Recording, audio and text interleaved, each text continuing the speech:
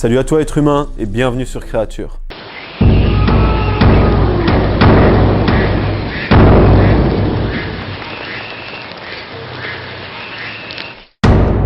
Sur cette planète, il existe énormément d'espèces animales. Elles peuplent les océans, les jungles, les forêts, les montagnes et vivent pour certaines dans des milieux particulièrement inhospitaliers pour l'homme. En passant du lion au serpent, du requin à l'aigle royal, tous ces animaux ne font que démontrer l'incroyable richesse de notre nature.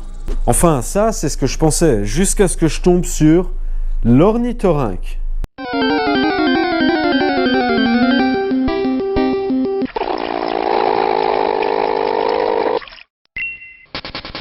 Faut bien avouer que c'est pas un animal super sexy et d'ailleurs tout le web a pris plaisir à le tourner en ridicule. Je te parle même pas des scientifiques l'ayant découvert en pensant que c'était soit une blague, soit un canard vraiment mal foutu. Mais en s'intéressant à cet être à la fois original, méconnu et particulièrement... on se rend compte qu'il est tout simplement fascinant d'un point de vue biologique. Il s'agit en fait d'une véritable chimère tout droit sortie de contes et de légendes. Il possède un appendice corné en forme de bec de canard, mais non, c'est pas un canard. Une queue lui servant de gouvernail et stock de graisse tel un castor, mais c'est pas un castor. Un pelage et des pattes semblables à une loutre, mais c'est pas une loutre. Le tout sans oublier qu'il pond des œufs et est venimeux, ce qui est totalement illogique pour un mammifère.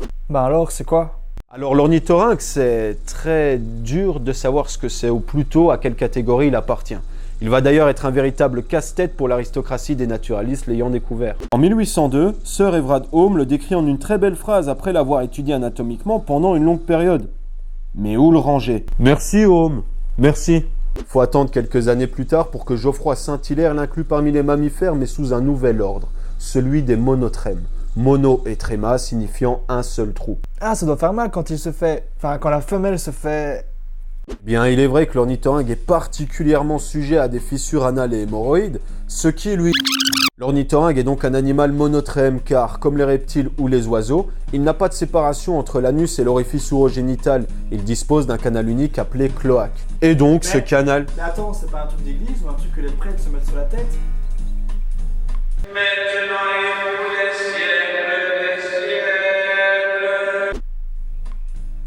Pour faire simple, il pisse là où il chie et là où il baise. Mais il n'a pas que ce point commun avec les reptiles. En effet, l'ornithorynque est le seul, et je dis bien le seul mammifère à avoir ses pattes sur le côté du corps, ce qui lui donne une démarche semblable à celle d'un lézard. Du coup, c'est une sorte de lézard à bec, style dinosaure. Ouais, mais non. Notre ami est un animal à sang chaud, ou plus précisément un homéotherme. Ce qui ne veut pas dire qu'il aime se taper des crevettes en leggings Adidas, mais plutôt qu'il régule sa température corporelle en fonction de son alimentation, et non par le biais du soleil comme le font les animaux à sang froid que sont les reptiles. Dès lors, on pourrait dire que l'ornithorynque est en fait un chaînon entre les reptiles et les mammifères, car il possède des caractéristiques des uns et des autres. Mais attention, c'est pas parce que c'est une sorte d'hybride qu'il est sous-évolué. En fait, il est plutôt très bien adapté à son milieu de vie semi-aquatique, c'est d'ailleurs un excellent nageur. On le trouve essentiellement dans les rivières, étangs et lacs de faible profondeur situés à l'est du continent australien et de Tasmanie. C'est dans ce milieu qu'il va passer le plus clair de son temps, environ 12 heures par jour, et s'y nourrir de crevettes, vers ou poissons, malgré le fait qu'il soit totalement aveugle et sourd dans l'eau. Du coup, pour repérer ses proies souvent cachées dans la vase, il va utiliser une technique bien à lui, qui est l'électroperception.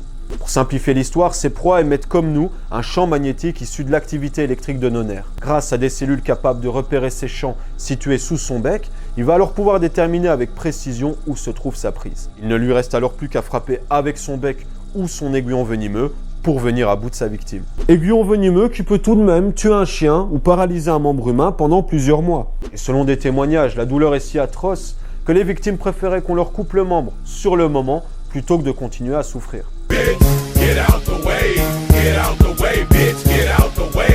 Ouais bon, même s'il est assez farouche, il dépasse pas 50 cm pour 2,5 kg, ce qui en fait un petit animal. Avec un venin horrible, mais un petit animal, contrairement à son ancêtre qui lui pouvait faire le double. Ouais, mais ça reste quand même petit. Ouais, ça reste petit, mais un peu plus grand. Enfin, c'est toujours pas grand, mais un peu moins petit. On va pouvoir décrire l'ornithorynque comme la représentation même de la complexité de notre nature. Ce qui rend des animaux parfois repoussants au premier regard, voire même au deuxième, relativement attirants de par leur mystère, ce qui leur donne un certain charme. La philosophie classificatrice fait croire que les espèces sont nécessairement plus proches des espèces de leur famille, et ce, sur tous les plans.